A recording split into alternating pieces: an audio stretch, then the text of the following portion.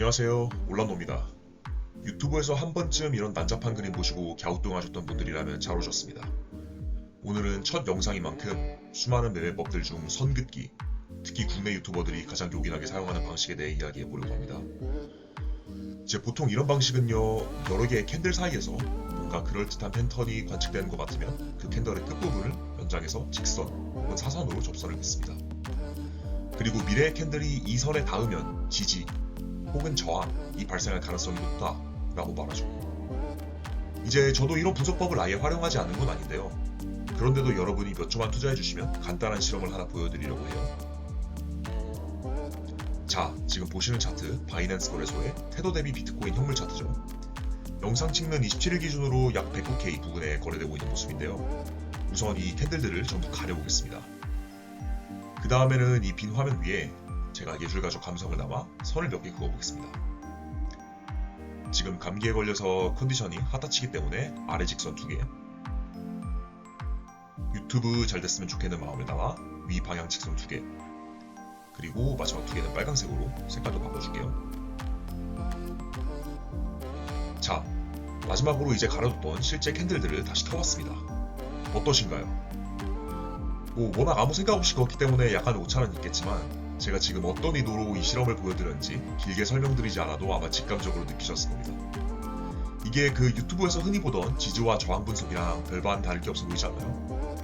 직접 한번 해보셔도 좋습니다. 이것도 선을 4개만 그어놔서 그렇지 필립스 변도날처럼 6개, 7개씩만 더 그어보면 오히려 안 걸리는 게 이상할 정도입니다. 이렇듯 겉보기에는 합리적이고 일견 논리적으로 보일 수도 있지만 결과만 보고 그럴듯하게 끼워 맞추는 것, 그리고 빈 차트 위에 이렇게 아무 선이나 그어서도 유사한 수준의 해석이 가능하다는 건 이 분석 자체가 얼마나 결과 중심적이고 비합리적인가를 보여주는 거겠죠. 이제 그럼에도 시장을 오래 경험하신 분들은 잘 아실 거예요. 특정 가격 구간에서 가격이 자꾸 눌리고 튕겨나오는 지지와 저항이라는 현상은 실제로 존재하고 충분히 입증 가능한 개념입니다. 다만 제가 말씀드리고 싶은 건 그 선들을 그냥 내키는 대로 아무 캔들이나 연결해서 발견해서는 안 된다는 겁니다. 저는 지금도 많은 국내 유튜브 채널을 모니터링하고 있는데요. 이들은 공통되게 기술적 분석을 이야기하면서도 한 가지 치명적인 공백이 있습니다. 그게 뭐냐면 바로 왜? 아니 도대체 왜 이 무작위의 선이 저항이어야 하며 왜 이 이상한 각도의 선이 다음 캔들이 닿았을 때 지지가 되는 걸까요? 이 대답이 빠져 있었습니다. 그냥 누가 그렇게 했으니까, 예전에 그렇게 반등했으니까 이런 식의 맥락 없는 반복이 대부분이었죠. 그럼 잡설은 각설하고 앞으로 소개해드리고 싶은 내용이 많지만 오늘은 그 중에서도 가장 기초 맛보기로 왜 특정 지점에서 캔들은 되돌아오면 지지하거나 저항을 받는지 그 원리를 제가 습득한 개념들을 여러가지 바탕으로 쉽게 풀어드리려고 하는데요. 저는 스스로를 매매를 특별히 잘하는 사람이라고 생각하지는 않습니다만 한 가지 강점이 있다면 영어 자료를 원문 그대로 소화할 수 있다는 점이었어요. 그래서 이제 엑스나 텔레그램, 디스코드 등지에서 인증된 해외 트레이더들은 이 지지와 저항을 여러분도 한 번쯤은 거래 인터페이스에서 봤을 지정가와 시장가 주문의 원리, 그리고 학원 수준에서 배우는 미시경제학의 수요와 공급이라는 아주 기초적인 원칙을 기초로 설명합니다. 제게 잠깐만 시간을 주시면 매우 중요한 부분이니 지정가와 시장가가 상호작용해 가격이 결정되는 원리를 간단한 예시를 들어 이해를 돕도록 할게요. 자, 이 예시에서 올란노는 100달러에 기레스 비트코인을 팔고 있습니다. 여러분은 경쟁 상인으로서 각각 99달러에 비트코인 10개를 팔겠다는 간판을 세웁니다. 이때 이 간판이 바로 코인이나 주식에서 말하는 99달러 지정가 매도 주문이 됩니다. 난 99달러면 팔 생각 있어요 라고 시장에 미리 의사를 표시해 놓는 거예요. 자, 이때 코인에 비친 트럼프가 나타납니다. 가격 상관없으니 비트코인 10개만 당장 주세요. 이렇게 말하는 게 바로 시장가 주문입니다. 그렇게 된다면 트럼프는 지정가에 걸려있던 여러분의 비트코인 8개를 매수하고 마지막 거래 가격은 99달러로 기록되겠죠. 이제 여기서 기억하셔야 할 첫 번째 원칙은 시장가 주문은 지정가 주문과만 만나서 거래된다는 것입니다. 지정가끼리는 절대 거래되지 않습니다. 시장가끼리도 마찬가지예요. 이게 거래의 구조적 기초입니다. 여기까지 괜찮으시죠? 다음은 가격이 움직이는 원리인데요. 이제 트럼프가 하루 뒤 다시 와서 10개 더 주세요 라고 했다 칩시다. 이제 남은 2개의 비트코인은 여러분이 팔고 부족한 나머지 6개는 100달러에 팔고 있던 올란노에게 시작하죠. 그러면 이제 마지막 거래 가격은 100달러로 변동됩니다. 이제 여기서 기억하셔야 될 두 번째 원칙은 시장가 매수 주문이 지정가 매도 수량을 초과하면 가격이 상승한다는 겁니다. 시장가 매수 주문이 지정가 매도 수량을 초과하지 못하면 가격이 상승할 일이 없습니다. 이 원리가 바로 지지와 저항을 이해하는 시작점입니다. 그렇다면 마지막으로 본격적으로 지지와 저항선이 형성되는 원리인데요. 이제 돈 많은 판매자 만수르가 등장했다고 칩시다. 이제 만수르 걔가 101달러에 비트코인 1억 개를 팔겠다라고 간판을 내놓습니다. 그러니까 즉 만수르는 101달러가 아니면 안 판다는 지정가 매도 주문에 승인을 한 거겠죠. 이때 비트코인은 실체가 없는 자산이다 라는 뉴스가 떴다고 칩시다. 그렇게 된다면 수요가 줄어들고 상인들은 급하게 95달러에서 90달러, 거기서도 한 단계 더 내려서 85달러까지 가격을 내리겠죠. 그리고 이제 85달러에서 거래가 발생하고 그런 식으로 이제 가격은 급락합니다. 그런데 이제 그 다음날 그 뉴스가 가짜 뉴스였다 라는 보도가 나온다면 수요가 다시 몰리겠죠. 그리고 가격은 다시 오릅니다. 하지만 만수르의 101달러 매도 주문은 아직 그대로입니다. 1억 개나 있어요. 그럼 아무리 사람들이 사고 싶어도 이 101달러 위로는 쉽게 못 올라갑니다. 이게 바로 시장가 매수가 몰려도 그 위에 버티고 있는 지정가 매도벽이 가격을 막는 저항선의 원리입니다. 이 예시를 역으로 수립하면 가격은 시장가 매도보다 지정가 매수 주문이 많은 지점에서 지지하겠고요. 시장가 매수보다 지정가 매도 주문이 많은 지점에서 앞서 말씀드렸듯이 저항합니다. 그리고 우리는 만수르의 매도벽을 차트에서 이렇게 반복적으로 가격이 닿았다 튕겨나오는 자리로 인식하게 됩니다. 결국 제가 말하고 싶은 거는요. 차트는 숫자 뒤에 숨겨진 매물의 흔적이라는 것입니다. 어떤 가격은 왜 자주 반등하고 어떤 가격은 왜 자주 눌릴까 그 구조를 이해하는 것이 진짜 실력의 출발점입니다.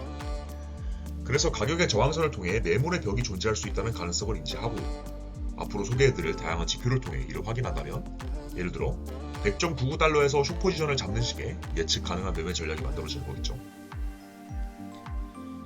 그렇다면 차트에서 보통 가격축이 Y축에 있으니 모든 지지와 저항은 종전 벽에서 소화되지 못한 물량이 남아있는 이 수평선, 즉 일직선 방향으로만 형성되고 예를 들어 이러한 사선의 지지나 저항선은 전부 미신이냐는 의문을 가지실 수 있는데요. 그건 아닙니다. 하지만 지지는 시장가 매도보다 지정가 매수 수량이 많은 구간, 저항은 시장가 매수보다 지정가 매도 수량이 많은 구간이라는 기본적 메커니즘에서는 절대 벗어나지 않아요. 그 구체적인 원인이 종전 예시와는 조금 다를 뿐이죠. 이제 여러분께서도 차트 분석하다 보면 이런 말 많이 들어보셨을 겁니다. 0.618 피보나치에서 반등 나올 수 있어요. 지금 눌림목이 61.8이라 숏 잡으면 위험해요. 뭐 이런 말 많이 보시죠? 근데 솔직히 궁금하지 않으세요? 그 0.618 이게 대체 뭔 소리고 왜 반등이 거기서 나오는 건데? 예를 들어 코인 가격이 100달러에서 200달러까지 상승했다가 조정을 받고 있다고 가정해봅시다. 여기서 0.618 피보나치 되돌림이란 이 상승폭의 61.8% 조정, 즉 약 138.2달러 선입니다. 이제 놀랍게도 실제로 많은 트레이더들이 여기가 눌림목이다 라고 판단해서 이 지점에 매수를 겁니다. 그리고 실제로 반등이 나오기도 하죠. 근데 거기서 왜 반등이 나올까? 사실 엄밀히 말하면 0.618이라는 숫자 자체엔 시장 가격을 움직일 물리적 근거는 없습니다. 뉴욕 증시나 중앙은행 아니면 고래들도 굳이 이 숫자를 따를 이유는 없죠.